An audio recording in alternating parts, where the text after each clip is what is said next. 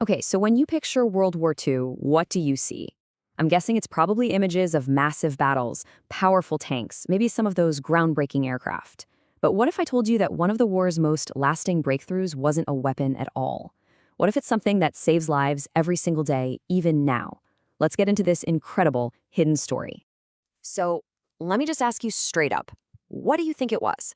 The jet engine? The atomic bomb? I mean, yeah, those were absolutely transformative, no question.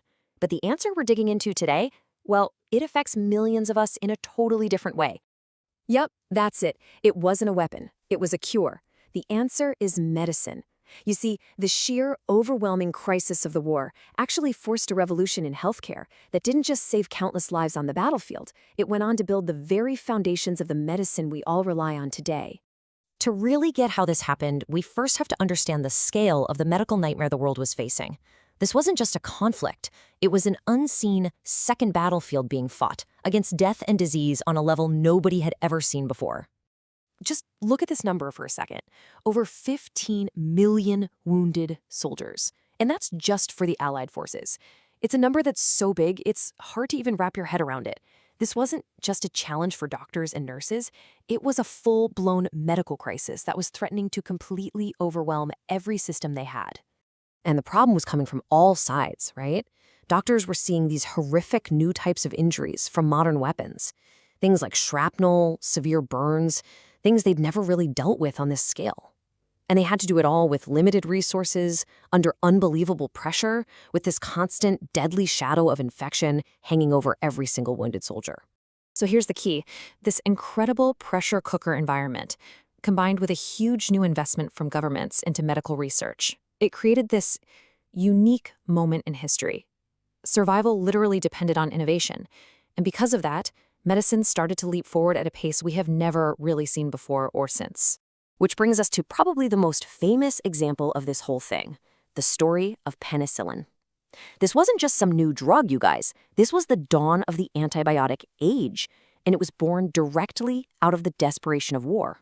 Now, the timeline here is just fascinating. Alexander Fleming actually discovered penicillin way back in 1928, but for over a decade, it was basically just a lab curiosity. Why? Because it was incredibly hard and super expensive to produce in any real quantity. It took the urgent need of the war, all those soldiers dying from infected wounds, to really drive scientists to crack the code of mass production. And they did. By D-Day in 1944, there was enough penicillin being made to treat every single Allied soldier who needed it. And that right there is the bigger picture. Penicillin didn't just help win battles by keeping soldiers in the fight, it completely changed humanity's relationship with bacterial infections. Diseases like pneumonia, which were often a death sentence, suddenly became treatable. This was it. This was the beginning of the antibiotic world we all live in today. But okay, the revolution did not stop with antibiotics, not even close. The operating room itself, or, whatever makeshift tent passed for when you're the front lines, was going through its own radical transformation in how doctors handle trauma, surgery, and just pulling patients back from the brink of death. You see, battlefield doctors developed a new system, a new model for trauma care. It was all about speed and efficiency. First, get the wounded soldier off the battlefield fast. Step 2, treat them immediately to get them stable. Step 3, use those new methods to control infection. And Step 4, apply specialized surgical techniques for specific injuries, like burns or complex fractures.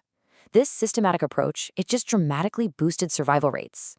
And here is why this matters to you today. That battlefield model, the rapid response, the immediate stabilization, the specialized care, that is the direct ancestor of the modern emergency room. The exact same principles that were developed under fire are the ones that save lives today after car accidents or any other major medical emergency. Another massive leap forward, blood transfusions. I mean, before the war, giving blood was a risky, person-to-person kind of procedure, but the war forced them to find solutions. Scientists figured out how to create blood banks to store blood, how to use blood plasma, which could be stored even longer, and how to reliably type blood to make sure it was safe. All of a sudden, blood transfusions went from being a risky gamble to a routine, life-saving tool. But, these innovations weren't just about saving a life in that one critical moment. For the very first time, there was this large-scale focus on what happens after the immediate danger is over. It was a huge shift toward healing the whole person, both their body and their mind. So what did that actually look like? Well, It meant creating advanced physical therapy programs to help soldiers regain the use of their limbs. It meant engineering better, more functional prosthetics for the thousands of men who are now amputees. And so importantly, it involved the very first, very early steps toward recognizing that war leaves wounds that you can't see. They called it combat fatigue or shell shock. And look, their understanding of it was limited, of course, compared to what we know today, but simply giving it a name, acknowledging that this was a real condition and not a sign of weakness, that was a monumental step. This was the start of the long journey toward our modern understanding of PTSD and the crucial importance of mental health care. So, as we start to pull all of these different threads together, what is the lasting legacy of this period? Honestly, it is nothing short of the medical world we live in today. Let's just recap for a second. The widespread use of antibiotics that we take for granted, the entire model for our emergency rooms, the safe blood donation systems that we all rely on, and this deeper focus on advanced rehabilitation for both physical and mental health. All of these pillars of modern medicine were either born or massively accelerated by the crisis of World War II. This quote really just says it all, doesn't it? The war was, without a doubt, an era of unimaginable destruction and suffering. And yet, emerging from that same darkness was this parallel story of healing, of compassion, and this relentless human drive to innovate and to save lives, a drive that would end up benefiting all of us for generations to come.